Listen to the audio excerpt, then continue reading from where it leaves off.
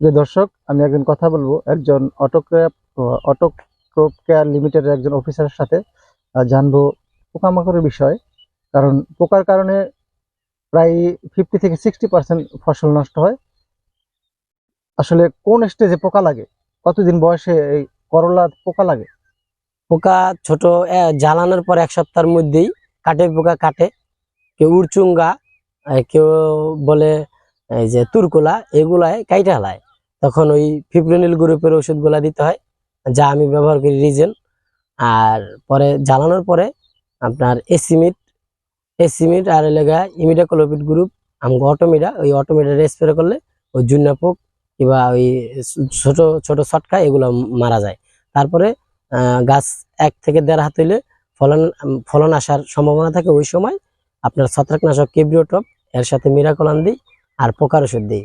এই এই করলায় আপনার কমুলাস ব্যবহার করি, আর সানমেকটিন ব্যবহার করি। সানমেকটিন হলে অ্যাবামেকটিন গ্রুপ, মাকড়নাশক। মাকড় এই বেশিরভাগ এই করলায় আক্রমণ করে, মাকড়ের কারণে গাছ নষ্ট হয়। তবে থ্রিপসেরও আক্রমণ আছে, অল্প। তবে থ্রিপসের আক্রমণের জন্য সাকসেস ব্যবহার করি। তবে ফলন যখন শুরু হয় তখন এই কেব্রিওটপ আর ওই লাগে আপনার পোকার ওষুধ সানমেকটিন, কুমুলাস, এই 3টা প্রোডাক্ট দিলে চমৎকার ফলন বৃদ্ধি হয়। কোনো ফসলের আগায় সমস্যা হয় না, ফলন অতিরিক্ত হয়, গাছ ভালো থাকে, অনেকদিন দীর্ঘমেয়াদী গাছ ফলন দেয়। গাছে আমরা যে একটা বলি পাতা কুকড়ে যায়, এই পাতা কুকড়ানোর জন্য কোন গ্রুপের ওষুধ ব্যবহার করলে পাতা ভালো? পাতা কুকড়ানোর জন্য প্রথম থেকেই যদি আপনার প্রতি সাপ্তাহিক ভাবে ছত্রাকনাশক একটা, আর এর সাথে যদি কীটনাশক দিতে হয় মাকড়নাশক, আর আপনার এই গুড়া পোকার ইমিডাক্লোপিড গ্রুপ আমরা যে ইমিটা ব্যবহার করি। তবে ফসলে ইমিটা এর থেকে ছোটবেলায় আপনার এই অটোমিটা ভালো হয়।